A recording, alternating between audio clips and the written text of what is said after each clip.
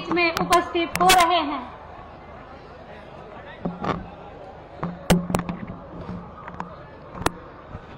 अब हम प्रतिपल राष्ट्र सेवा में तत्पर माननीय मुख्यमंत्री महोदय से समस्त बागपत वासियों की ओर से करबद्ध निवेदन करेंगे कि वो मंच पर आसीन होकर मंच का गौरव बढ़ाते हुए हम सबको कृतार्थ करें।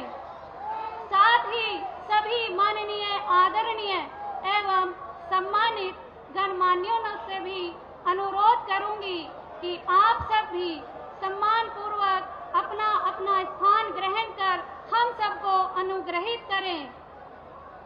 हम आप सभी को हृदय से नमन करते हैं, अभिनंदन करते हैं। हमारी भारतीय संस्कृति की अतिथि देवो भव की अनुपम परंपरा हमें विरासत में प्राप्त हुई है। इसी सुंदर एवं पवित्र परंपरा का निर्वहन करने के लिए मैं माननीय राज्य मंत्री भारत सरकार स्वतंत्र प्रभार श्री जयंत चौधरी जी से निवेदन करूंगी कि वे सभी आदरणीय एवं मंचासीन गणमान्यों की तरफ से माननीय मुख्यमंत्री महोदय श्री योगी आदित्यनाथ जी को पौधा एवं सम्मान प्रतीक चिन्ह देकर उनका स्वागत एवं अभिनंदन करें। साथ ही आप सबसे भी निवेदन करूंगी कि आप सब जोरदार तालियों के साथ उनका स्वागत करें।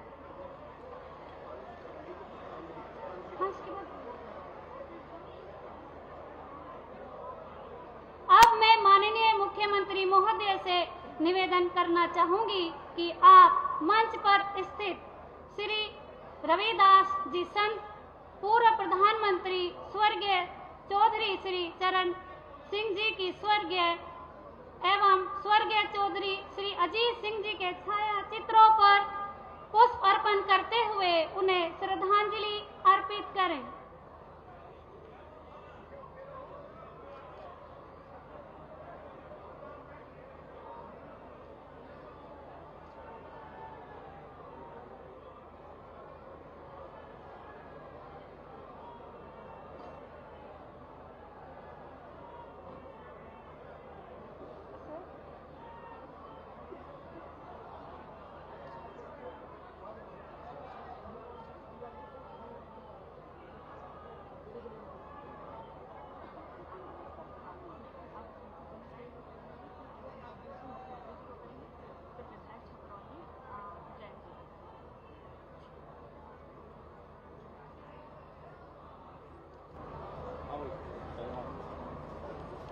हमारी भारतीय संस्कृति जो हमारे अतिथि को सदैव देव की तरह पूजती है, इसी सुंदर और अनुपम परंपरा का निर्वहन करने के लिए मैं माननीय राज्य मंत्री भारत सरकार स्वतंत्र प्रभार श्री जयंत चौधरी जी से निवेदन करूंगी कि आप माननीय मुख्यमंत्री जी को पौधा भेंट करते हुए उनका स्वागत एवं अभिनंदन करें।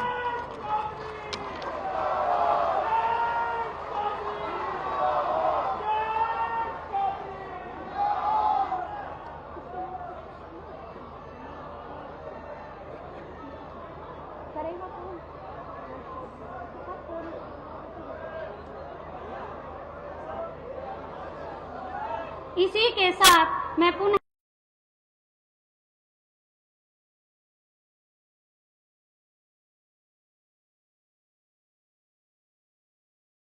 प्रतीक चिन्ह भेंट करते हुए उनका हार्दिक अभिनंदन एवं धन्यवाद ज्ञापित करें।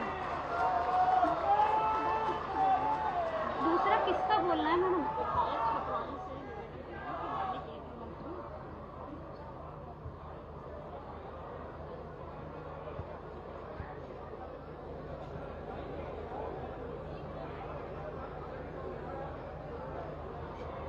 इसी क्रम में माननीय विधायक सपरोली श्री अजय कुमार जी से निवेदन करूंगी कि आप हमारे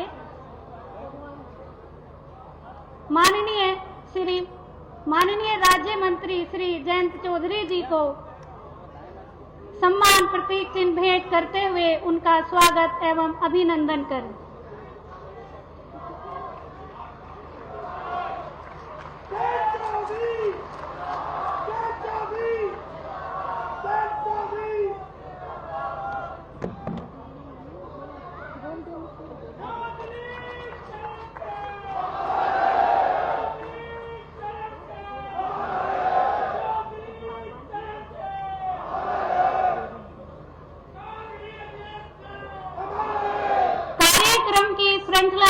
आगे बढ़ाते हुए हम माननीय सांसद श्री राजकुमार सांगवान जी से विनम्र आग्रह करेंगे कि आप आज के इस कार्यक्रम में अपने उद्बोधन से हम सभी को अनुग्रहित करें।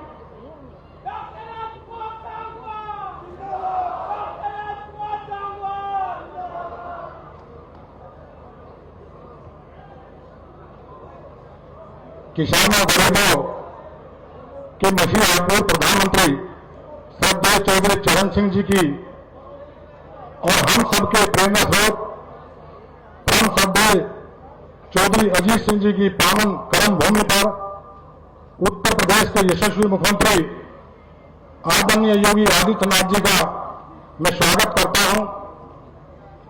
यह ऐतिहासिक पल जिसमें आदरणीय मुख्यमंत्री जी आए हैं, मैं उनका आभार व्यक्त करता हूं। चौधरी अजीत सिंह जी की प्रतिमा अनावरण के मौके पर यह क्षण बहुत भावुक करने वाला हमारे लिए है। चौधरी साहब के बारे में जो कहा जाए वो कम है। वो सादगी और ईमानदारी की मिसाल थे।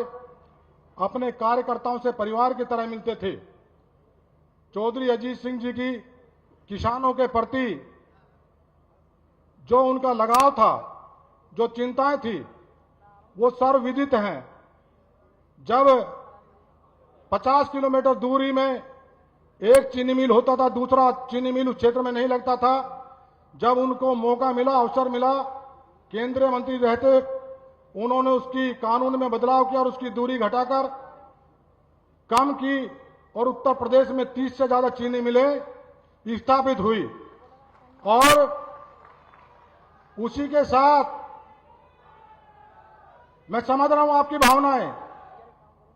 उसी के साथ जब पूर्व प्रधानमंत्री मनमोहन सिंह जी की सरकार 2009 में कानून लेकर आई कि राज्य सरकारें गन्ने का भाव घोषित नहीं करेंगी, आदरणीय चौधरी अजीत सिंह जी ने किसानों की बहुत बड़ी रैली की मेरठ में और उसके बाद दिल्ली की संसद को घेरने का काम किया। जब सरकार दबाव में आई तो सरकार को अपने फैसले से पीछे हटना पड़ा और फिर वही कानून लागू हुआ कि प्रदेश की सरकारें गन्ने का भाव घोषित कर सकें। यही काम जो डीजल और पेट्रोल में एथनॉल मिलाने का, शामिल करने का काम, वो भी आदरणीय चौधरी अजीत सिंह जी ने किया। मैं समझ रहा हूं आपकी भावनाएं। आदरणीय मुख्यमंत्री जी, मैं इसलिए आग्रह कर रहा हूं आपसे, जो हमारे सामने आज बैठे हैं क्षेत्र के तमाम लोग, प्रदेश का गन्ना मूल्य हो चाहे गन्ने का भुगतान, जितना काम आदरणीय मुख्यमंत्री जी ने किया है, गन्ने के भुगतान में चीनी मिलों पर लगाम कसी गई है। 1-2 चीनी मिल हैं वो मुख्यमंत्री जी के रडार पर हैं। जो गन्ने का किसान आज परेशान है, जिनको गन्ने के भुगतान में विलंब हो रहा है, मुख्यमंत्री जी उन चीनी मिलों पर भी लगाम कसने वाले, वो भी मुख्यमंत्री जी के रडार पर हैं कि मुख्यमंत्री जी के रहते किसानों का अहित इस प्रदेश में नहीं हो सकता। मैं ये आग्रह करूंगा, गन्ने के हमारे जो किसान है, वो मैं समझ रहा हूं कि गन्ने भुगतान के बारे में चिंतित हैं, लेकिन मुख्यमंत्री जी के रहते आपको चिंता करने की कोई जरूरत नहीं है। गन्ने का भुगतान होगा, समय पर होगा और पिछली सरकारों के मुताबिक जितना आदरणीय मुख्यमंत्री जी के सरकार में गन्ने का भुगतान हुआ है, चीनी मिलों ने किया है, ऐसा भुगतान पिछली सरकारों ने नहीं किया। मैं आदरणीय चौधरी अजीत सिंह जी, वो हमेशा जो खराब तबके के लोग थे, जो समाज में भय फैलाने का काम करते थे, हमेशा उनका विरोध करते थे। मैं आदरणीय मुख्यमंत्री जी का धन्यवाद करता हूं। उत्तर प्रदेश की कानून व्यवस्था, आज पूरे हिंदुस्तान में उत्तर प्रदेश कानून व्यवस्था की मिसाल दी जाती है। ये आदरणीय योगी आदित्यनाथ जी ने उत्तर प्रदेश में करके दिखाया है। आज गुंडे, माफिया, अपराधी या तो जेल से बाहर आना नहीं चाहते, इतना डर उनके अंदर है, और जो भ्रष्टाचारी हैं वो थर थर कांपते हैं। उनको डर लगता है अगर भ्रष्टाचार करेंगे तो कहीं ना कहीं महाराज जी बकसने वाले नहीं है। और ये बात मैं जरूर कहूं कि ये चौधरी चरण सिंह जी की कर्मभूमि है। आदरणीय हमारे प्रेरणा स्रोत चौधरी अजीत सिंह जी, जिनकी हम आज प्रतिमा का अनावरण हुआ है, उनको हम याद कर रहे हैं, हमारे दिलों में है, कभी दिलों से बाहर नहीं जा सकते। ये बागपत लोकसभा क्षेत्र और बागपत जनपद, पूरे उत्तर प्रदेश का विकास आदरणीय योगी आदित्यनाथ जी ने किया है। आज हमारा प्रदेश उत्तर प्रदेश नहीं उत्तम प्रदेश है। और अब मुख्यमंत्री जी उत्तम प्रदेश को सर्वोत्तम प्रदेश बनाने में भरपूर कोशिश कर रहे हैं। हम सब उनके फैसले के साथ हैं, उनके विचारों के साथ हैं, उनके कामों के साथ हैं। बागपत का भी विकास हुआ है, लेकिन थोड़ी बहुत हैं कमियां जो हैं। मुझे भरोसा है आदरणीय मुख्यमंत्री जी अब की बार बागपत को, क्योंकि एनसीआर में हमारा बागपत है, हमारा सोनीपत हो, फरीदाबाद हो, नोएडा हो, गाजियाबाद हो, जो एनसीआर का हिस्सा है, बहुत विकास हुए, अपार विकास वहां पर हुए। अब जरूरत है बागपत की। मेरठ के लिए रैपिड रेल गई है, मेट्रो रेल गई है। दिल्ली में नौकरी कारोबार करने वाले लोग अब दिल्ली से मेरठ की तरफ दौड़ रहे हैं, वहां पर मकान आवास बना रहे हैं। अब बागपत में जरूरत है। जिस दिन रैपिड और मेट्रो बागपत की तरफ आएगी तो मैं समझता हूं कि यहां का विकास 4 गुना बढ़ेगा और जो दिल्ली के लोग हैं जिनको दिक्कतें हैं वो बागपत में रहेंगे। बागपत में कोई टाउनशिप नहीं है। यहाँ के किसान अपने बच्चों को पढ़ाने के लिए वो दूसरे शहरों में जाकर किराए पर मकान लेकर बच्चों को पढ़ा रहे हैं। यहाँ अच्छे शिक्षा के इंस्टीट्यूशन की जरूरत है। मुख्यमंत्री जी की अपना प्रयास है, मुख्यमंत्री जी इस बारे में विचार कर रहे हैं कि बागपत में भी टाउनशिप हो और यहाँ के नौजवान को यहाँ रोजगार मिले। इंडस्ट्रियल हमारी अथॉरिटी यहाँ बागपत में स्थापित हो और जैसा सोनीपत का विकास, फरीदाबाद का विकास, नोएडा का विकास, हमारे बुलंदशहर का, गाजियाबाद का जो जेवर का विकास, आदरणीय मुख्यमंत्री जी के जो जेवर का विकास उनके सानिध्य में हुआ है, अब बागपत आदरणीय मुख्यमंत्री की कृपा अब बागपत पर होने वाली है। आप चिंता मत करो, गन्ने का भुगतान भी समय पर होगा, आपके यहाँ नौजवानों को रोजगार भी मिलेगा। इंडस्ट्रियल अथॉरिटी की स्थापना के लिए मैंने आग्रह किया हुआ है। और एक बात और मैंने कहा था, इस समय उत्तर प्रदेश में प्रयागराज में महाकुंभ चल रहा है और महाकुंभ की व्यवस्था जितनी चाक चौबंद, वहां की सुरक्षा व्यवस्था आदरणीय मुख्यमंत्री जी ने की है। मैंने लोकसभा में भी मैंने सवाल किया था जब विपक्ष ने यह कहा कि वहां की व्यवस्था खराब है। मैंने कहा था महाकुंभ कुंभ के स्नान पहले भी हुए, कोई मुख्यमंत्री हमें बताए जिसने कुंभ के स्नान के दौरान वहां की व्यवस्थाओं का जायजा लेने का काम किया हो। और हमारे उत्तर प्रदेश के यशस्वी मुख्यमंत्री आदरणीय योगी आदित्यनाथ जी निरंतर महाकुंभ में जाकर, प्रयागराज में जाकर वहां की सुरक्षा व्यवस्था का जायजा ले रहे हैं और किसी को परेशानी ना हो इस पर विचार कर रहे हैं। दुर्घटनाएं घटी हैं, हमारे बड़ौत में भी जैन समाज, उनकी दुर्घटना घटी है, धार्मिक आयोजन था, प्रयागराज में भी घटी है, उसकी आयोग उसका गठन किया है। बहुत सारी चीजें सामने आएंगी, पता चलेगा। हमारे बड़ौत में जैन समाज, उनका धार्मिक आयोजन था, बहुत गरीब लोगों की धार्मिक आयोजन में दुर्घटना में जान चली थी। मैंने आदरणीय मुख्यमंत्री से पहले भी आग्रह किया था, मैं आज भी आग्रह करना, सब मेरा सभी निवेदन है कि गरीब परिवार हैं, अगर थोड़ी कृपा आपकी उधर को हो जाएगी तो ये समाज जो गरीब है, जिनके घर में चूल्हा जलने की स्थिति अब नहीं है, शायद हो सकता है आपकी कृपा से, आपके आशीर्वाद से उनके घर के चूल्हे, उनके बच्चे अपना जीवन यापन आगे बढ़ा लेंगे। मैं अंत में आदरणीय मुख्यमंत्री जी का आभार व्यक्त करता हूं। आदरणीय चौधरी जैन जी जिनके मार्गदर्शन में हम काम कर रहे हैं, मैं उनका भी आभार व्यक्त करता हूं। बागपत की जनता को आपने जो समय दिया, आदरणीय परम श्रद्धेय चौधरी अजीत सिंह जी की प्रतिमा का अनावरण जो सदैव किसानों के दिल में रहते हैं, हम सबके दिल में रहते हैं, हमें प्रेरणा उनके विचारों से मिलती है। मैं आपका आभार व्यक्त करता हूं और पुनः एक आग्रह आपसे करता हूं कि ये बागपत आपके आशीर्वाद से, आपके सानिध्य में आपने पूरे प्रदेश का विकास किया है, पूरे प्रदेश को आपने ऊंचाइयों में ले गए हैं और पूरे देश में आपकी मिसाल दी जाती है। अन्य मुख्यमंत्री के यहां भी आपकी मिसाल दी जाती है। मेरा आग्रह है, ये बागपत एनसीआर का हिस्सा है, नौजवान को रोजगार मिले, इंडस्ट्री यहां पर स्थापित हो, हमारे यहां मेट्रो का इंतजाम हो, हमारे यहां रैपिड की भी स्थापना हो, ताकि यहां पर एक टाउनशिप बचकर लोगों को यहां अपने बच्चों को पढ़ाने का और रोजगार के अवसर पैदा हो। हमारे यहाँ बड़ा अस्पताल नहीं है कोई भी, आपने मेडिकल कॉलेज दिया, मैं आपका धन्यवाद देता हूं, आपका आभार व्यक्त करता हूं। हमारे यहाँ चिकित्सा की कोई सुविधाएं ऐसी नहीं थी, जो बड़ी दुर्घटना हो जा किसी का उपचार सही तरीके से हो जा, लेकिन आपने बागपत की जनता के लिए जो आपने मेडिकल कॉलेज की घोषणा की है, मेडिकल कॉलेज आपने दिया है, मैं आपका आभारी हूं, उसके लिए मैं आपका धन्यवाद व्यक्त करता हूं। और मैं आग्रह करता हूं, जहां पर एक ट्रॉमा सेंटर टियर 2 जिसमें सारी चिकित्सा की सुविधाएं हों, अगर आपकी कृपा से वो होगा तो मुझे लगता है कि यहां की जनता को दिल्ली, नोएडा, गाजियाबाद दौड़ना नहीं पड़ेगा इलाज के लिए, सबको समुचित इलाज यहां मिलेगा। बहुत बहुत धन्यवाद। मैं आप सबका आभारी और आदरणीय मुख्यमंत्री जी, आदरणीय चौधरी जयंत जी का और मंच पर बैठे तमाम नेतागणों का बहुत बहुत आभारी हूं। आपने मेरे क्षेत्र में आकर मुझे आशीर्वाद दिया। आदरणीय मुख्यमंत्री जी ने मुझे चुनाव में भी आशीर्वाद दिया, बिना 1 रुपया खर्च करे मुझे सांसद बनाने का आदरणीय मुख्यमंत्री और जयंत चौधरी जी ने जो मुझे आशीर्वाद दिया, मैं पुनः आपका बहुत बहुत आभारी हूं। धन्यवाद।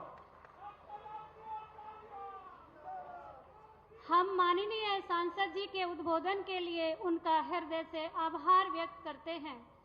इसी क्रम में हमारा हृदय से निवेदन है माननीय राज्य मंत्री भारत सरकार स्वतंत्र प्रभार श्री जयंत चौधरी जी से कि आप हम सभी को अपने वचनों से आलोकित करें।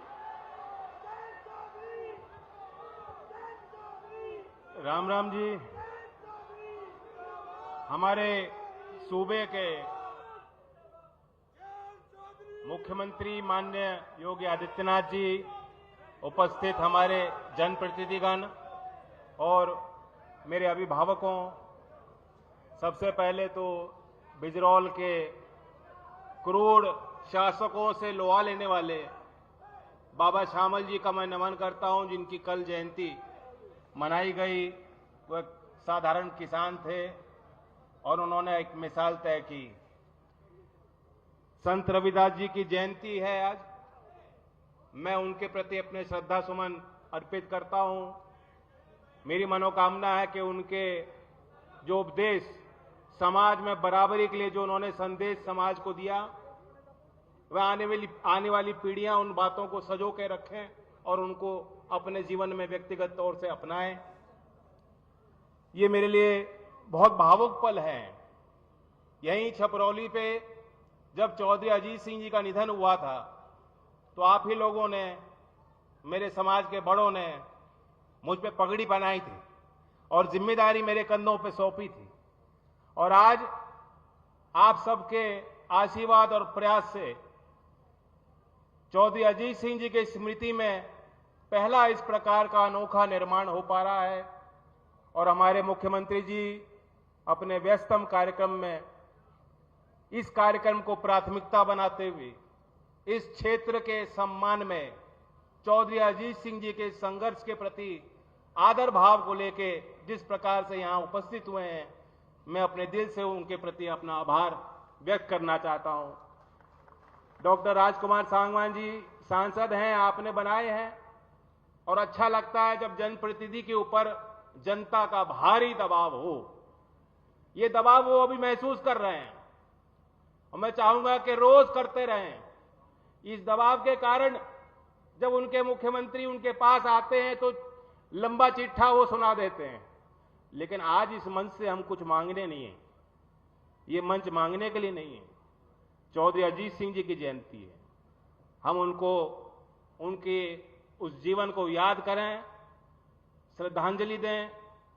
यदि ये छपरौली का जज्बा नहीं होता, जुनून नहीं होता, भावनाएं नहीं होती किसानों के अंदर, तो चौधरी चरण सिंह जी के बाद जो देश भर में किसान, कमेरे और मजदूर की राजनीति में एक बड़ा वैक्यूम आया था, उसके बाद जिस प्रकार से चौधरी अजीत सिंह जी ने उसको संभाला, ये संभव नहीं था। यहां के साधारण लोगों ने आशीर्वाद दिया। यहां के साधारण लोगों ने, जिनके पास अपने घर के परिवार के लिए खर्चा पूरा करने के लिए संसाधन नहीं थे, आप लोगों ने चंदा दे देकर चौधरी अजीत सिंह जी की लंबी राजनीतिक यात्रा का समर्थन किया। कल हमारे प्रधानमंत्री जी फ्रांस में आर्टिफिशियल इंटेलिजेंस पे कह रहे थे कि आर्टिफिशियल इंटेलिजेंस इस सदी में मानव जाति के लिए एक नया कोड लिखने वाला है। मैं मानता हूं उसी तरह चौधरी अजीत सिंह जी IITN खड़गपुर में, फिर अमेरिका में जाके इलिनॉइस इंस्टीट्यूट ऑफ टेक्नोलॉजी से उन्होंने MSc करी, कंप्यूटर साइंटिस्ट बने। जिस समय पूरे दुनिया में मात्र कम ही कंप्यूटर होते होंगे, और उन्होंने देश में आकर, वही चौधरी अजीत सिंह जो 20 साल विदेश में रहे अमेरिका में, लेकिन वो पुत्र थे चौधरी चरण सिंह के, वो इस देश में आए और इस मिट्टी की बोली, इस मिट्टी के संस्कार, यहाँ की लड़ाई आप ही की भाषा में बोलते बोलते वे जो है आज हमारे बीच में नहीं है। मैं उनको हर पल याद करता हूं। एक पिता का मूल्यांकन एक पुत्र कभी कर नहीं सकता। मुझे मालूम है, हम लोग तो शिकायत करते थे, अपने पिताजी से बच्चे जैसे शिकायत करते हैं कि आप हमें कम समय दे रहे हैं। आज मैं अपने बच्चों की स्थिति देख के समझता हूं कि वे हमें क्यों कम समय देते थे, क्योंकि उनका मिशन कुछ और था। इसलिए पिता के रूप में जिस तरह से उन्होंने प्यार दिया वो अलग है। जिस प्रकार से उन्होंने समाज की जिम्मेदारियों को अपने ऊपर लिया वह प्रेरणादायक मेरे लिए और नौजवान पीढ़ी के लिए रहेगा। आधुनिक भाषा बोलने वाले, दुनिया की उभरती तस्वीर समझने वाले और गांव की भाषा बोलने वाले, किसान के बीच बैठने वाले, किसान के दुख दर्द को और समस्या को समझने वाले, उस दौर में वो एक अनोखे राजनेता थे। मुझे यहां उनके कार्य को गिनाने की जरूरत नहीं, अनेक उदाहरण हैं। बल्कि जब मैं आपके बीच आता हूं आप ही मुझे बैठा के कुछ किस्सा उनके बारे में सुनाते हो। मैं ये जानता हूं जो उनके दूसरे जीवन के पहलू थे उस बारे में कुछ व्यक्तिगत आपको बता सकता हूं। मैं उनसे पूछता था कि कंप्यूटर साइंस आपने क्यों चूज किया। आईआईटी खड़गपुर के बारे में बताते थे कि कैंटीन बहुत खराब थी वो बताते थे कि उस समय कंप्यूटर जितना बड़ा एक कमरा होता उतना बड़ा कंप्यूटर होता था। आज ये नौजवान जानते हैं कि छोटी छोटी चिप आ रही हैं। हमारे देश में पूना में सीडैक में दुनिया में 75वें स्थान पे जो जितने सर्वश्रेष्ठ सुपर कंप्यूटर हैं हमारे देश में वो सुपर कंप्यूटर। नई टेक्नोलॉजी में देश आज बहुत बड़ी उपलब्धियां हासिल कर रहा है, लेकिन वो जमाना अलग था। चौधरी अजीत सिंह जी का काम मालूम क्या था? जब वो कंप्यूटर साइंटिस्ट थे उनका काम था वो एक पर्ची डलती थी मशीन में, उसमें छेद होते थे, उस कोड के हिसाब से जो है कंप्यूटर कंप्यूटिंग करता था। वो आईबीएम में कार्यरत थे और आईबीएम में उनकी जिम्मेदारी थी एज कंप्यूटर साइंटिस्ट उस कोड को देखना, परखना, पहचानना। अगर कोड में कमी होती थी तो वो विशेषज्ञ तौर पे बुलाए जाते थे, भेजे जाते थे कि कोड में देखो कहां सुधार करना है। लाइन बाय लाइन देख के वो चिन्हित करते थे, यहां गड़बड़ी है उसमें, फिर ठीक करते। तो कंप्यूटर का कोड सुधारने वाले अमेरिका में यहां आए और समाज में कैसे सुधार हो सकता है, कैसे व्यापक स्तर पर परिवर्तन हो सकते हैं, वो कार्य उन्होंने अपने ऊपर लिया। इसलिए जैसे प्रधानमंत्री जी कहते हैं कि एआई ने अब समाज के लिए कोड लिखना है, ग्रामीण समाज के लिए एक कोड लिखने वाले चौधरी अजीत सिंह जी थे। आज भी क्योंकि ये बहुत बड़ा पैदावार गन्ने का होता है, लोग उदाहरण देते हैं। यहां जो क्रय शक्ति है लोगों के अंदर, जो लड़ने का सामर्थ्य है, वो उस कारण से है कि यहां जो उद्योग लग गए। आगे भी बहुत आवश्यकता होंगी और यहां के किसान मेहनती बहुत हैं। इन किसानों के लिए हम सबको मिलकर और काम करने की जरूरत है। मैं तो समझता हूं कि योगी जी क्योंकि अध्यात्म को समझने वाले और विचार करने वाले एक व्यक्ति, और वे इस बात को जानते हैं कि किसान जो अन्न पैदा करता है वो भी अन्नदाता भगवान का ही रूप होता है। इसलिए मैं मानता हूं कि किसान के किसी विषय पे जब कोई भी मसौदा मुख्यमंत्री जी के स्तर पे पहुंचता है तो उनकी कलम अपने आप चल पड़ती है, वो रुक नहीं सकती। और इसलिए मुझे विश्वास है सरकार पहले ही बेहतर काम कर रही है, लेकिन कुछ लोग हैं विपक्ष का अपना काम, वो अपना काम निभाते हैं, लेकिन उनके अंदर एक नकारात्मक सी भावना बैठ गई है। आपको भी धीमे धीमे समझ में आ रहा है, मुझे तो समझ में आ ही लिया था, तभी मैं अलग हो गया था। कल अखिलेश जी बोल रहे थे संसद में, वो ये चाहते हैं कि कोई उनको 144 साल गिनाए तब वो मानेंगे कि महाकुंभ हो रहा है। संत रविदास जी ने कहा था कि जो मन में पवित्र भावना रखेगा तब पुण्य कमाएगा। जब मन है चंगा तो कटौती में गंगा। ये कहावत भी संत रविदास जी के एक बहुचर्चित एक घटना पे आधारित है कि बहुत लोग गंगा स्नान पे जा रहे थे और संत रविदास जी के चाहने वालों ने कहा कि हम भी, आप भी क्यों ना डुबकी लगाएं। उन्होंने कहा कि मेरा मन वहां नहीं रहेगा, मेरा मन यहां है, मुझे पुण्य नहीं मिल सकता। तो मन साफ रहना चाहिए और जो आप कार्य कर रहे हैं दिल साफ करके, पूरा दिल लगा के कार्य कीजिए। आज विपक्ष के नेता दिखावे की 1000 डुबकी लगा लें, लेकिन जब कोई इस तरह का बयान देता है, ये बात साफ दर्शाई जाती है कि उनका मन, उनका हृदय साफ नहीं है। जब प्रधानमंत्री जी कहते हैं कि हमें देश को विकसित बनाना है, गुलामी के दिन भूल जाइए, आज नए संभावनाओं का भारत बन रहा है।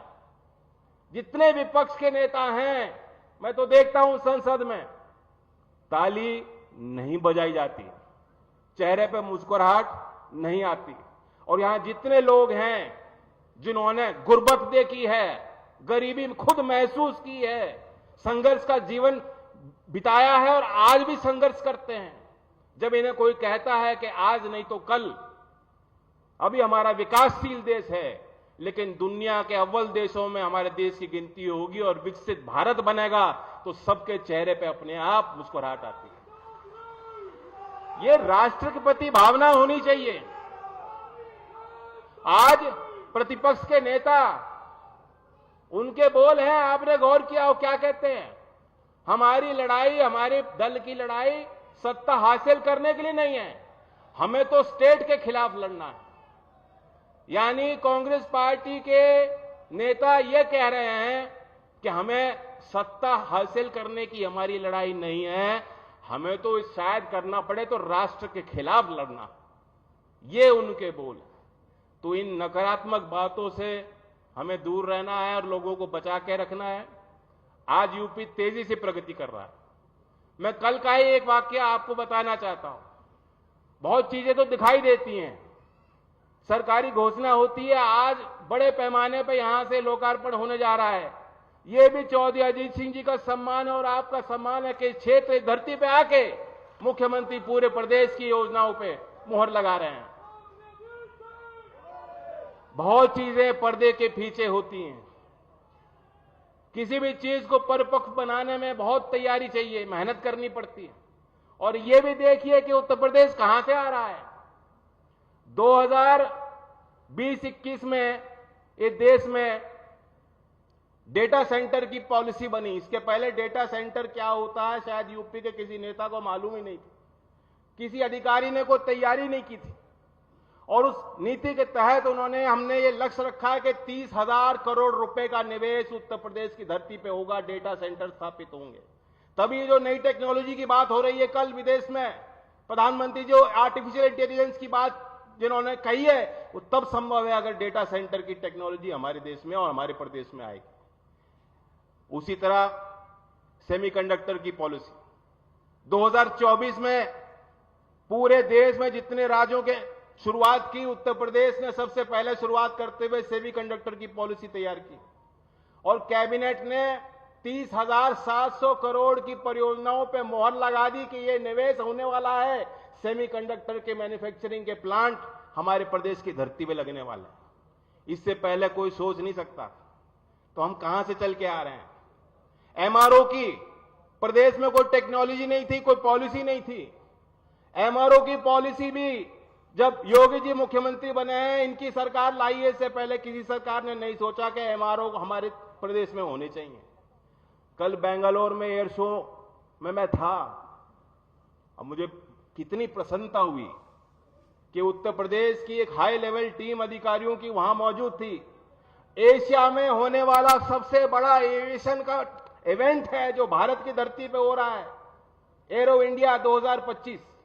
और यूपी के अधिकारी वहां जितनी बड़ी कंपनियां थी उनके साथ बैठक ले रहे थे कि कैसे हम उत्तर प्रदेश की धरती पे वो निवेश करें और हमारे नौजवानों के लिए रोजगार के नए संसाधन हम तैयार करें, संभावना तैयार करें। और मैं जानता हूं, जब मैं 9 से 14 एमपी था, पर एमपी नहीं रहा, उसके बाद मैं ऑस्ट्रेलिया गया था एक डेलीगेशन में। कई सांसद थे, उसमें कुछ दक्षिण भारत के सांसद थे और मैं अकेला नॉन एमपी था। ऑस्ट्रेलिया में हम कई विभागों में हमने बैठक की। वहां के जो राज हैं ऑस्ट्रेलिया देश में, उनके राज्यों के अलग अलग दफ्तर भी भारत में हैं। और जब उनके राज के हम सरकार के साथ बैठक करते थे तो भारत का उनका मानचित्र था। कहां कहां उनकी इंडस्ट्री है, कहां कहां उनके दफ्तर हैं, कहां कहां उनकी परियोजना लग रही हैं, कहां कहां वो निवेश करना चाहते हैं, उनको इंकित कर रखा था, निशान लगे हुए थे। आप ताज्जुब करोगे कि भारत के मानचित्र पे जितने निशान थे वो महाराष्ट्र तक थे और ऊपर कुछ हरियाणा तक थे। उत्तर प्रदेश की तो गिनती नहीं थी। उत्तर प्रदेश मानो कोई है ही नहीं राज्य उत्तर देश में। तो मैंने उनसे ताज्जुब करके पूछा कि आप उत्तर प्रदेश क्यों नहीं आना चाहते हो? उन्होंने कहा उत्तर प्रदेश में आना है तो निवेशकों को पहले बताना होगा कि तुम्हारी पूंजी सुरक्षित है, जान माल को कोई खतरा नहीं है। दूसरे राज्य की सरकारें तत्पर रहती हैं, कहती हैं आइए हमारे यहां, हम आपको सब्सिडी देंगे, हम आपको जमीन देंगे, हमारे यहां कैप्टिव इतने लोग हैं, मजदूर हैं, क्षमता है उनके काम करने की, वो नौकरी भी आपके यहां करना चाहते हैं। और उत्तर प्रदेश की सरकार में कोई हमसे बात करने को राजी नहीं है। ये सारी तस्वीरें जब से उत्तर प्रदेश में बीजेपी की सरकार आई है, योगी जी ने छोटी छोटी बारीकियों पर बल देना शुरू किया है। इन्वेस्ट यूपी की कल टीम बेंगलोर में थी, मैं बैठक में उनके साथ मौजूद था और मैंने देखा किस तरीके से जुनून के साथ वो कोशिश कर रहे थे कि यूपी की हमें कायाकल्प करनी है। ऐसे अधिकारी को मैंने आज तक नहीं देखा कार्य करते हुए। तो इसलिए आप विश्वास कीजिए, ये महज शुरुआत है और ये चौधरी चरण सिंह की और चौधरी अजीत सिंह जी की कर्मभूमि है। मैं फिर यहां के लोगों को कहना चाहता हूं, मैं तो आपका ही हूं। इस यात्रा में आपने मुझे यहां तक पहुंचाया, मैं अपने घर परिवार में खड़ा हूं, मैं आपका आशीर्वाद लेने आया हूं। आप आशीर्वाद बना के रखिएगा।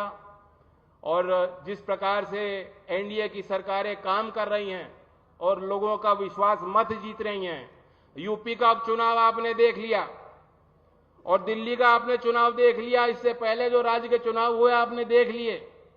तो इसलिए लोक दल के कार्यकर्ता, बीजेपी के कार्यकर्ता और एनडीए घटक दल के कार्यकर्ताओं को और ज्यादा मेहनत करें, लोगों के बीच जाएं, लोगों की समस्या समझें, उनका हल करें।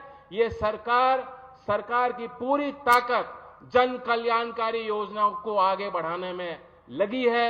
और मैं धन्यवाद देता हूं मुख्यमंत्री जी को एक बार फिर कि आप आए और ये प्रेरणा स्थल है। मेरा मंत्रालय भी यहां बहुत कोशिश कर रहा है।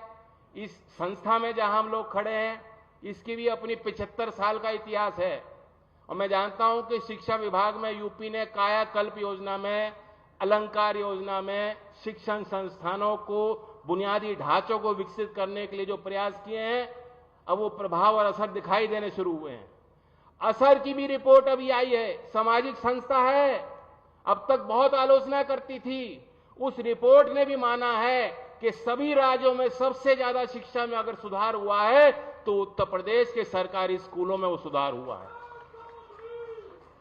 लेकिन ये शिक्षा और विद्या का मंदिर है। मैं मांगने तो नहीं खड़ा हुआ हूं, लेकिन मेरा भी विभाग है, मेरी भी जिम्मेदारी है और हम भी हाथ बटाएंगे। और मैं चाहूंगा कि मुख्यमंत्री जी भी इस संस्था पे भी अपनी नजर रखें, अपना संरक्षण दें। इस संस्था में चौधरी चरण सिंह जी का हमेशा ध्यान रहता था, चौधरी अजीत सिंह जी का रहा, मेरी भी यहां निधि लग रही है। जितने जनप्रतिनिधि हैं उनकी कोशिश रहती है, क्योंकि इस संस्था में बहुत प्रतिभाएं आपसे जुड़ी हुई हैं। और मेरी मुख्यमंत्री जी से इस संदर्भ में बात भी हुई है। बागपत के लिए बड़ी बड़ी परियोजनाएं हैं और वे खुद बताएंगे आपको। मैं भी उत्सुक हूं उनका संदेश लेने के लिए।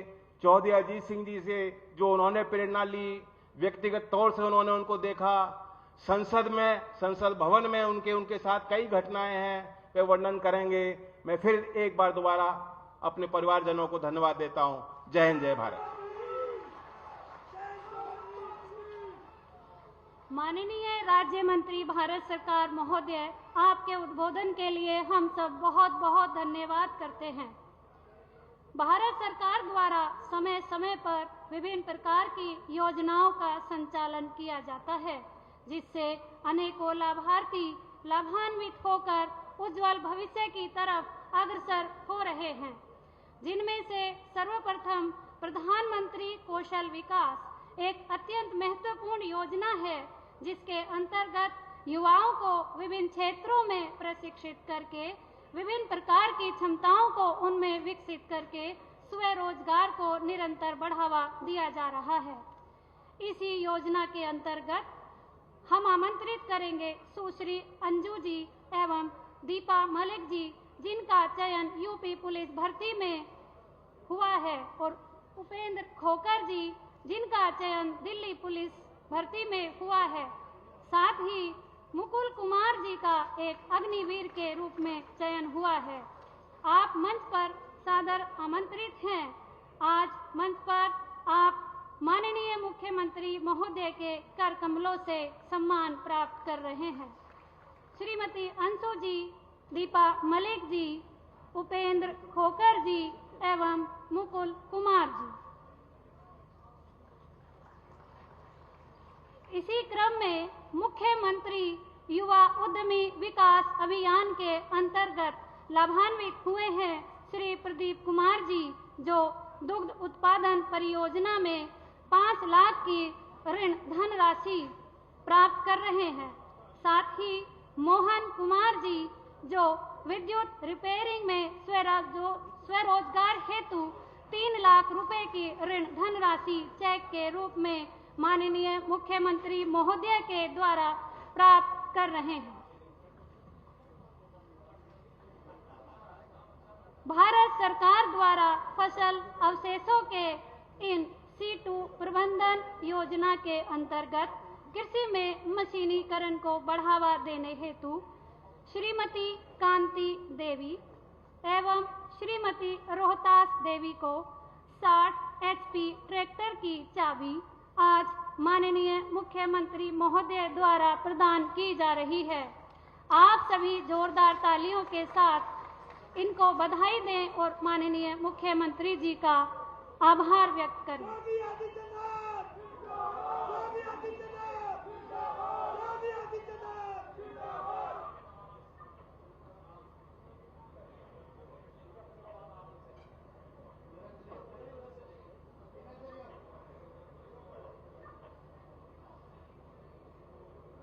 इसी क्रम में आगे बढ़ते हुए प्रधानमंत्री आवास योजना ग्रामीण एवं शहरी के माध्यम से कमजोर परिवारों को आधुनिक आवास प्रदान किए जा रहे हैं, जिसके लिए आज श्रीमती हनीफा जी को ग्रामीण एवं श्रीमती सुधा जी को प्रधानमंत्री आवास योजना शहरी के अंतर्गत माननीय मुख्यमंत्री महोदय के द्वारा उनके घर की चाबी प्रदान की जा रही है।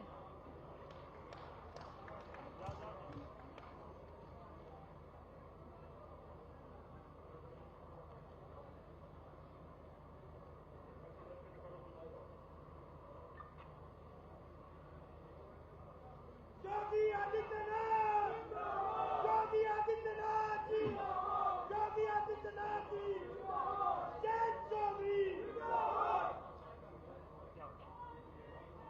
अब वो सुनहरी घड़ी भी आ चुकी है, जिसकी सभी बागपत वासियों को बेसब्री से प्रतीक्षा थी, जब हमारे माननीय मुख्यमंत्री महोदय द्वारा जनपद बागपत में 351 करोड़ की 281 विकास परियोजनाओं का लोकार्पण किया जाना है। हम माननीय मुख्यमंत्री महोदय जी से विनम्र आग्रह करेंगे कि वे अपने कर कमलों से रिमोट के माध्यम से अत्यंत महत्वपूर्ण विकास परियोजनाओं का लोकार्पण करने की कृपा करें। योगी आदित्यनाथ, योगी आदित्यनाथ, जय योगी,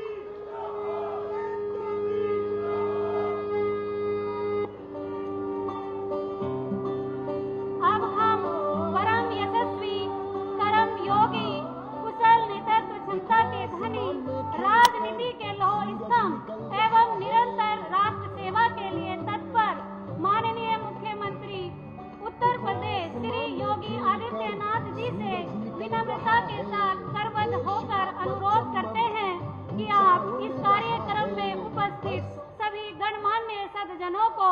अपने बहुमूल्य आशीर्वाद द्वारा मार्ग प्रशस्त करने का कष्ट करें।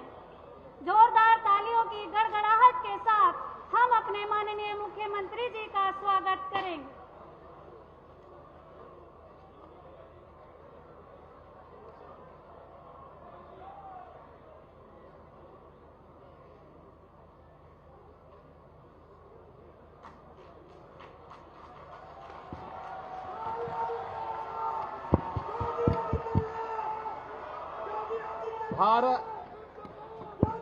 भारत माता की, भारत माता की, भारत माता की।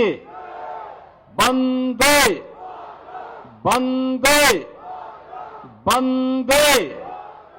संत शिरोमणि रविदास जी महाराज की, संत शिरोमणि रविदास जी महाराज की। चौधरी चरण सिंह, चौधरी चरण सिंह, चौधरी अजीत सिंह, चौधरी अजीत सिंह।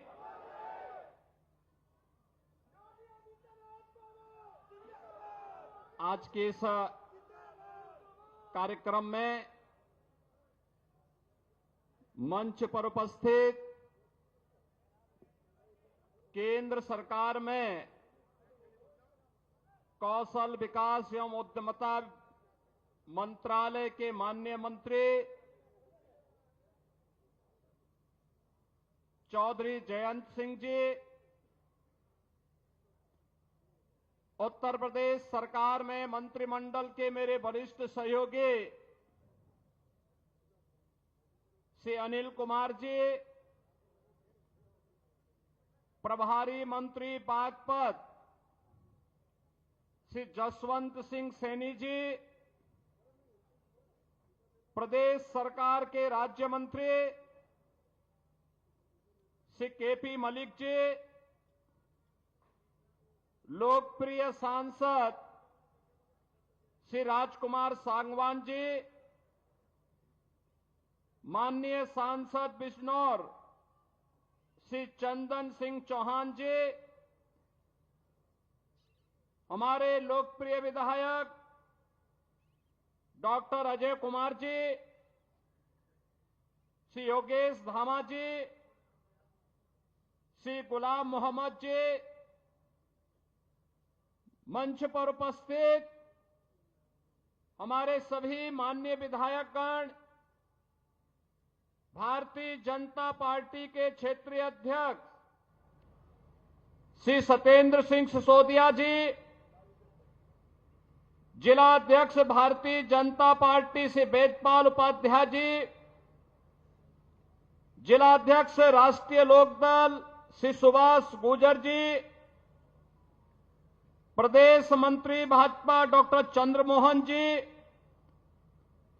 पूर्व विधायक श्री शैलेंद्र रमाला जी, मंच पर उपस्थित भारतीय जनता पार्टी और राष्ट्रीय लोकदल के सभी सम्मानित पदाधिकारीगण और अपने प्रिय नेता के सम्मान के लिए आज उनकी पावन जयंती कार्यक्रम में उपस्थित बागपत के मेरे सभी उपस्थित बहनों और भाइयों, मैं बागपत की इस पावन धरा को, जो महाभारत कालीन एक पावन धरा है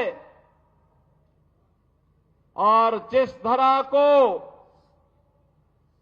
भारत के अन्नदाता किसानों के मसीहा के रूप में चौधरी चरण सिंह जी का सानिध्य प्राप्त हुआ हो, इस पावन धरा को कोटि कोटि नमन करते हुए आप सबका मैं अभिनंदन करता हूं।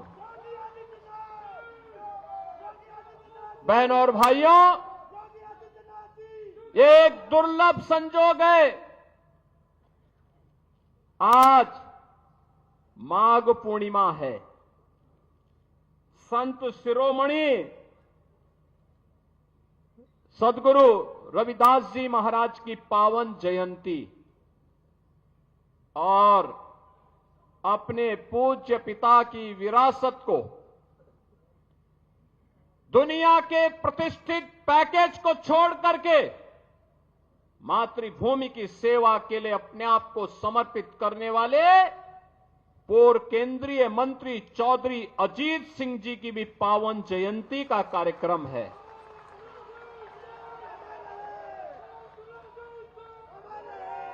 उनकी पावन जयंती के अवसर पर आज हमें यहां पर चौधरी साहब की इस पावन भव्य प्रतिमा के लोकार्पण का अवसर प्राप्त हुआ।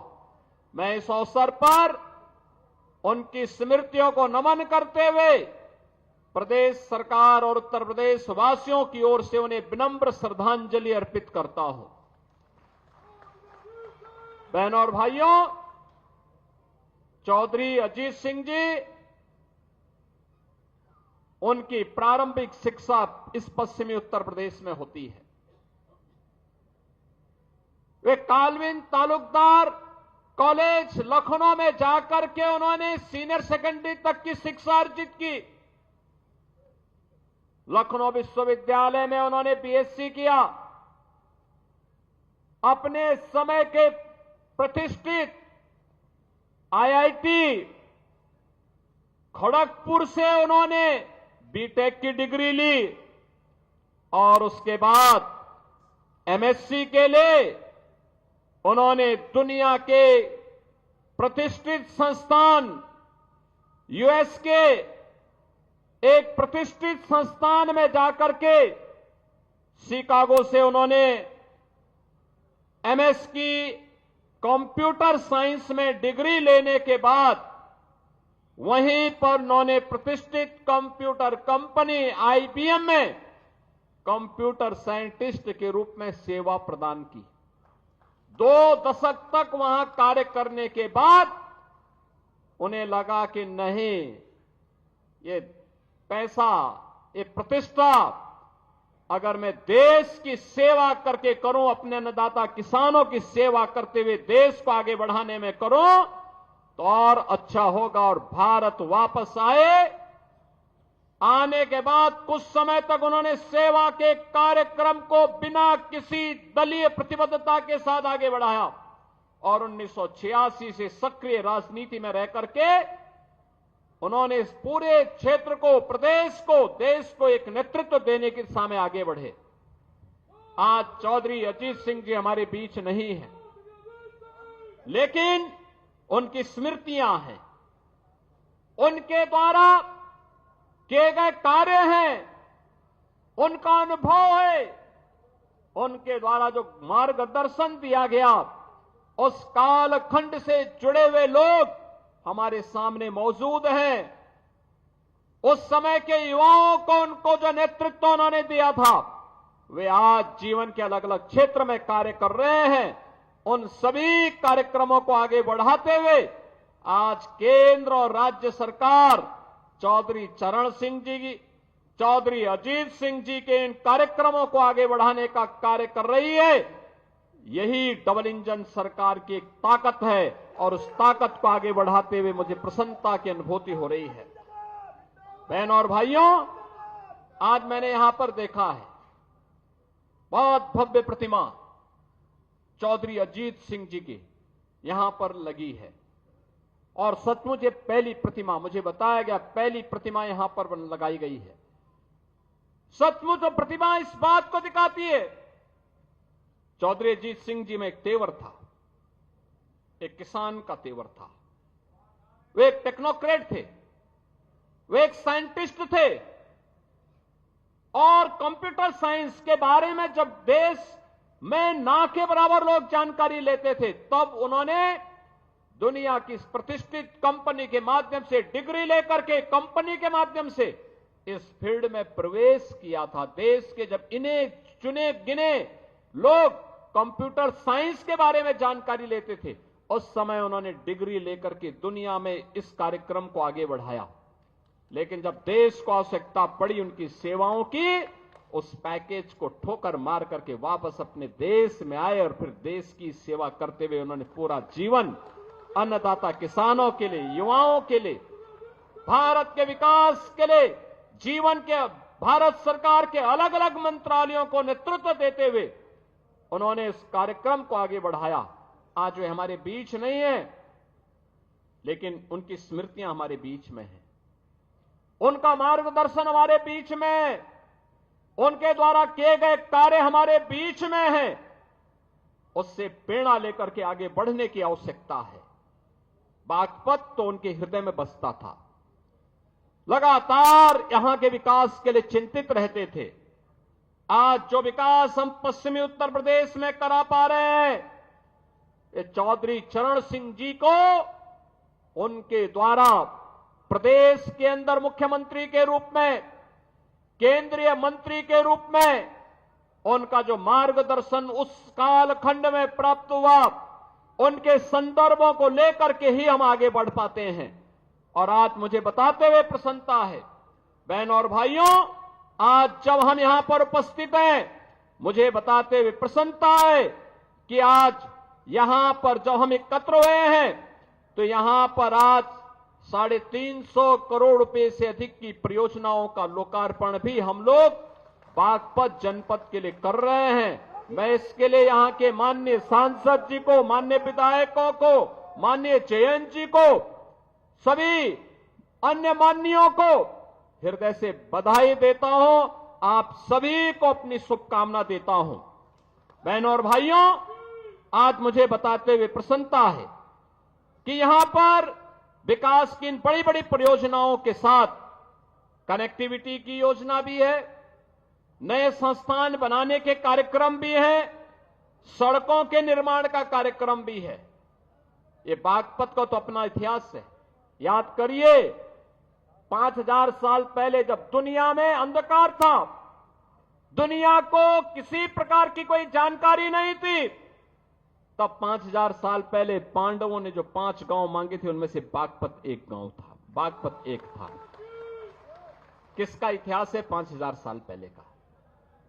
दुनिया के अंदर कोई कितना भी विकसित देश क्यों न हो, कोई अपने 500 साल का बताएगा, कोई 700 साल का बताएगा, कोई 1400 साल का बताएगा, कोई 1500 साल का बताएगा, कोई 2000 साल का बताएगा। इससे ज्यादा कोई नहीं बता सकता। और बागपतवासी आप तो बोल सकते हैं कि भगवान कृष्ण ने पांडवों के लिए जिन 5 गांवों को मांगा था, उनमें से बागपत एक था। अगर हमारे इतिहास को देखना हो तो बागपत में भी आकर के आप देख लें। लेकिन बहनों और भाइयों, एक तरफ आप सभी अपनी मेहनत से, हमारा अन्नदाता किसान अपनी मेहनत से, अपने खून और पसीने की कमाई से विकास में योगदान दे रहा है। प्रधानमंत्री मोदी जी के विजन को प्रभावी ढंग से आगे बढ़ाने का काम कर रहा है। बागपत हो या मेरठ, बुलंदशहर हो या फिर गाजियाबाद, नोएडा या फिर हापुड़ या बिजनौर, मुजफ्फरनगर, शामली या सहारनपुर, इन सभी जनपदों के विकास के लिए लगातार कार्य कर रहा है। यहां का नौजवान लगा हुआ है, कार्य कर रहा है। और दूसरी तरफ कुछ लोग हैं जिनको ये विकास अच्छा नहीं लग रहा है। बहन और भाइयों, उनको अच्छा नहीं लगता। आपको बताते हुए मुझे बहुत प्रसन्नता की अनुभूति हो रही है। इस सदी का महाकुंभ चल रहा है प्रयागराज में। प्रयागराज महाकुंभ में आज माघी पूर्णिमा के अवसर पर भी करोड़ों लोग स्नान कर रहे हैं। प्रातः 4 बजे से ही मैं उस व्यवस्था में लगा था। मेरे सामने कल एक परसों असमंजस की स्थिति थी कि मैं यहां पे प्रतिमा अनावरण कार्यक्रम में आ पाऊंगा कि नहीं आ पाऊंगा। लेकिन जब चौधरी जयंत जी का फोन आया, उन्होंने कहा कि कैसे होगा। मैंने कहा आप चिंता मत करिए, मैं दोपहर के बाद, क्योंकि प्रयागराज में तब तक काफी बड़ी संख्या में लोग स्नान कर चुके होंगे, और फिर मैं वहां पर कार्यक्रम में भाग लूंगा, जरूर भाग लूंगा। और बहनों और भाइयों, में आया हूं। आप देखिए, ये नया उत्तर प्रदेश है, ये नया उत्तर प्रदेश है। 25 करोड़ की आबादी है और कल तक 50 करोड़ लोग प्रयागराज में मां गंगा, मां यमुना और मां सरस्वती की त्रिवेणी में आस्था का स्नान कर चुके कर लेंगे। यानी 50 करोड़ आबादी दुनिया के अंदर कहां होगी। उत्तर प्रदेश वासियों, आप दुनिया को बता सकते हैं कि आइए, आपको अस्ता का स्नान करना हो, हमारे प्रयागराज में आइए। 50 करोड़ लोग महाकुंभ में स्नान किए हैं। लेकिन कुछ लोगों की आदत है, चोरी छिपे उन लोगों ने कोरोना की वैक्सीन लगवाई, लेकिन दुनिया को कहते रहे मत लगाओ। ऐसे ही चोरी छिपे, वो तो आज के दिन पे बहुत कोई छुप नहीं सकता। चोरी छिपे चुपचाप संगम में डुबकी लगा करके आ गए, लेकिन जनता जब पुण्य का भागीदार बनने के लिए, स्नान करने के लिए जा रही है, कह रहे मत जाओ मत जाओ। लेकिन जनता कहां मानने वाली है। जनता तो उनकी असलियत जान चुकी है, और इसे करोड़ों की संख्या में श्रद्धालु जाकर के आज भी और 26 फरवरी तक रेला इसी प्रकार से आगे बढ़ता रहेगा, कोई संदेह नहीं। लेकिन एक बात समझ में नहीं आता है, जब इनको अवसर मिला था तब इन्होंने कुछ नहीं कहा। याद करिए बागपत के नौजवानों, पुलिस की भर्ती निकलती थी, बागपत का नौजवान पुलिस की भर्ती होने से वंचित हो जाता था। लेकिन अब आपकी भर्ती हो रही है। याद करिए, अभी 60,200 पुलिस के नए भर्ती की प्रक्रिया चल रही है, फिजिकल टेस्ट हो रहा है। अगले 1.5 महीने के अंदर, 1.5 से 2 महीने के अंदर इनकी ट्रेनिंग का कार्यक्रम आगे बढ़ेगा, और इस साल के अंत तक यूपी पुलिस को 60,200 नए पुलिस कार्मिक मिलेंगे, बिना भेदभाव के। बागपत का नौजवान भी होगा, मुजफ्फरनगर का भी होगा, बुलंदशहर का भी होगा, गाजियाबाद का भी, हापुड़ का भी, बिजनौर का भी, शामली का भी, सहारनपुर का भी, हर एक जनपद का नौजवान होगा। उत्तर प्रदेश की ताकत का एहसास कराएगा। और उत्तर प्रदेश का नौजवान ही नहीं होगा, उत्तर प्रदेश की बेटियां भी होंगी, क्योंकि उनके लिए तो 20% जगह हमने अनिवार्य रूप से कर दिया है कि बेटी भी इसमें अनिवार्य रूप से भर्ती होगी। बहनों और भाइयों, इन नौजवानों के बल पर ही हम उत्तर प्रदेश की कानून व्यवस्था को देश की सबसे बेहतरीन कानून व्यवस्था बना रहे हैं। बेटी भी सुरक्षित है, व्यापारी भी सुरक्षित है। हर व्यक्ति अपने आप को सुरक्षित महसूस करता है। यहां निवेश आ रहा है, नए नए निवेश के माध्यम से हम आगे कार्यक्रम आगे बढ़ा रहे हैं। और मैंने तो अभी जयंत जी को बताया है, मैंने कहा हम लोग दिल्ली बागपत देहरादून एक्सप्रेसवे में बागपत के पास एक इंडस्ट्रियल कॉरिडोर का निर्माण का कार्यक्रम कराना चाहते हैं। यहां इंडस्ट्री लगे, इस कार्यक्रम को हम आगे बढ़ाना चाहते हैं। बस उसमें आप लोगों का आशीर्वाद और सहयोग प्राप्त होगा तो हमारे स्तर पर कहीं कोई संदेह नहीं, उस कार्यक्रम के लिए हम लोग पैसे की व्यवस्था भी कर चुके हैं। बहनों और भाइयों, ये कार्यक्रम इसी रूप में आगे बढ़ेंगे। बागपत में मेडिकल कॉलेज के निर्माण की कार्रवाई को तेजी के साथ आगे बढ़ाने का आदेश दिया जा चुका है। मेडिकल कॉलेज बागपत में भी होगा। यहां पे इंटर कॉलेजेस की मांग, सड़कों के निर्माण की मांग, या अन्य जो भी अन्य कार्यक्रमों को आगे बढ़ाने की मांग यहां के हमारे जनप्रतिनिधियों के माध्यम से हमारे पास आती है। हम लोग उसमें कहते हैं कोई किसी प्रकार का कोई रोक टोक नहीं होना है। और बहनों और भाइयों, आज उन्हीं कार्यक्रमों को लेकर के हम लोग यहां पर आए हैं, जिसमें लोक निर्माण विभाग की भी सड़कें हैं, जिसमें 138 परियोजनाएं हैं। राजकीय इंटर कॉलेज सिंगावली अहिर का भी आज यहां पे लोकार्पण हुआ है। राजकीय कन्या इंटर कॉलेज बिलोचपुरा, इसका भी आज लोकार्पण का कार्यक्रम हुआ है। और बागपत में एक नए बस स्टेशन का लोकार्पण का कार्यक्रम होने के साथ ही आईटीआई प्रहलादपुर यमुना नदी के बाएं किनारे स्थित जागोस में बाढ़ सुरक्षा के कार्य हैं।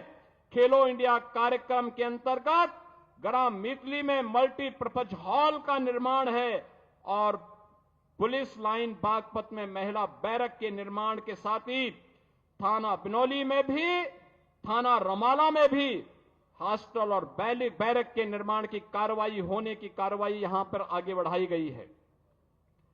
शिलान्यास के साथ ही हमने बड़ौद अमीनगर सराय मार्ग का छपरौली से बिजवाड़ा रजवाहा माखर नहर पट्टी का निर्माण का कार्य और बागपत से मुरादनगर मार्ग को 2 लेन चौड़ीकरण सुदृढ़ीकरण के कार्य का शिलान्यास भी किया है।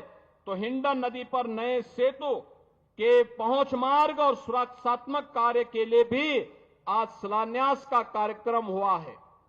जिला चिकित्सालय बागपत में 50 सैया के क्रिटिकल केयर ब्लॉक के निर्माण का भी आज शिलान्यास हुआ है। तो राजकीय आयुष यानी आयुष चिकित्सालय में हम लोगों ने यहां पर भी उसके एक ब्लॉक का, इसके साथ ही मुख्यमंत्री अभ्युदय कंपोजिट विद्यालय और सिक्का में भी उसके शिलान्यास का कार्यक्रम हुआ है। बड़ौत में अमर शहीद बाबा श्यामल सिंह स्थल के पर्यटन विकास के लिए भी हम लोगों ने 1 करोड़ की राशि यहां पर उपलब्ध करवाई है, जिससे इसका सुंदरीकरण का कार्यक्रम आगे बढ़ाया जा सके। बहनों और भाइयों, विकास के लिए पैसे की कमी नहीं होगी।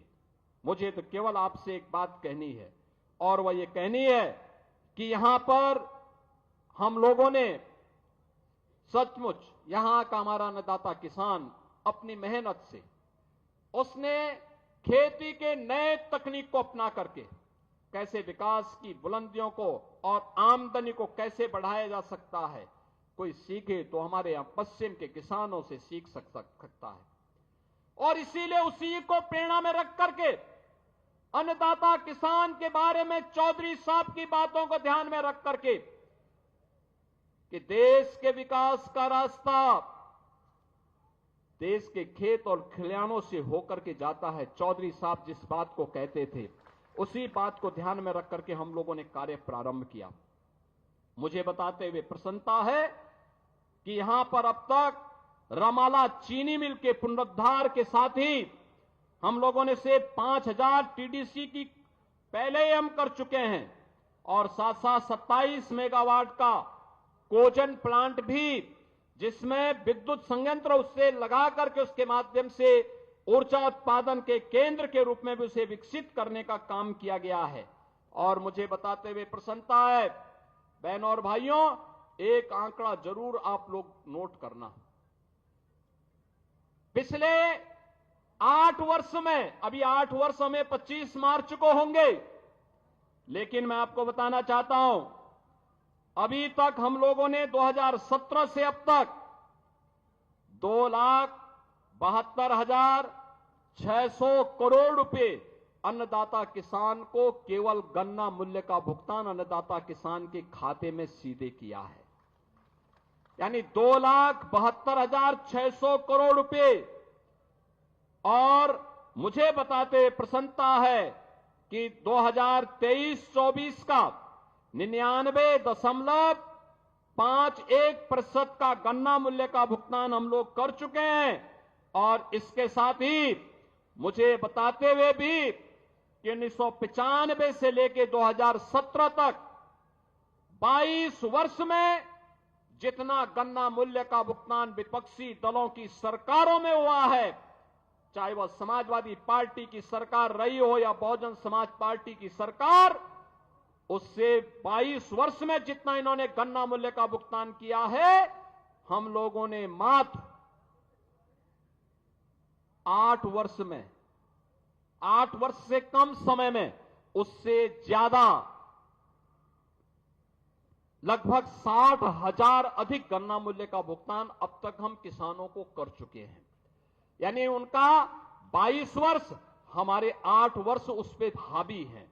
इसका मतलब अन्नदाता किसान के लिए अच्छी दिशा में सरकार ने कार्य प्रारंभ किया है और सरकार इस कार्यक्रम को आगे बढ़ाने का कार्य कर रही है। मैं आज के इस अवसर पर आप सभी को इस बात के लिए आश्वस्त करता हूं कि अन्नदाता किसान हो, नौजवान हो, एक एक पाई अन्नदाता किसान के खाते में जाएगी, अन्यथा चीनी मिल को हम लोग सरकारी अधिग्रहण लेकर के उस पे हम उसको सरकार के माध्यम से चलाने का काम करेंगे।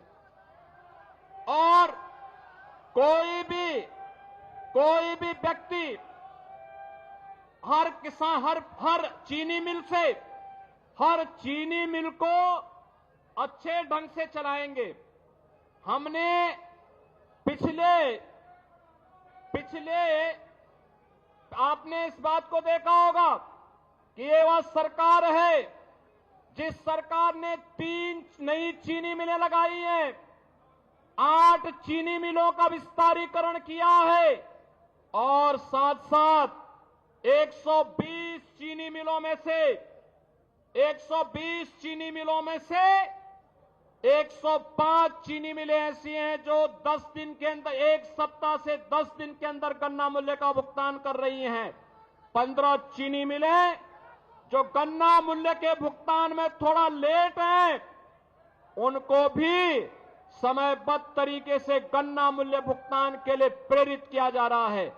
बहनों और भाइयों, मैं अन्नदाता किसानों से भी और नौजवानों को भी इस बात के लिए आश्वस्त करता हूं, अब अन्नदाता किसान की जेब पर कोई डकैती नहीं डाल सकता। अब नौजवान की नौकरी पर कोई डकैती नहीं डाल सकता। अब यहां पश्चिमी उत्तर प्रदेश की सुरक्षा पर, बेटी और व्यापारी की सुरक्षा पर कोई सेंध नहीं लगा सकता है। अगर कोई लगाएगा तो उसका खामियाजा भी भुगतने के लिए उसको तैयार होना होगा। और इसी के लिए आज सरकार आपको आश्वस्त करने के लिए आई है। आज के इस अवसर पर मैं आप सबको एक बार फिर से माघ पूर्णिमा की हृदय से बधाई देता हूं। आज संत रविदास जी की पावन जयंती पर सरकार ने इसीलिए अवकाश घोषित किया था कि लोग पावन नदियों में, सरोवरों में स्नान कर सकें, उसका आनंद भी ले सकें, संत शिरोमणि के प्रति अपनी श्रद्धा को व्यक्त भी कर सकें। और इसके साथ ही सरकार ने यह भी तय किया है कि हम लोग इन महापुरुषों से जुड़े हुए सभी कार्यक्रमों को आगे बढ़ाने का कार्यक्रम करेंगे। मैं एक बार फिर से अन्नदाता किसानों के प्रति पूरा जीवन समर्पित करने वाले चौधरी अजीत सिंह जी की इस पावन जयंती के अवसर पर उनकी प्रतिमा अनावरण कार्यक्रम में उनके प्रति एक बार फिर से विनम्र श्रद्धांजलि अर्पित करते हुए अपनी वाणी को विराम देता हूं। मेरे साथ बोलेंगे, भारत माता की, भारत माता की, भारत माता की, वंदे वंदे वंदे। जनपद बागपत की धरती माननीय मुख्यमंत्री महोदय के आशीर्वचनों से आज कृतार्थ हुई है।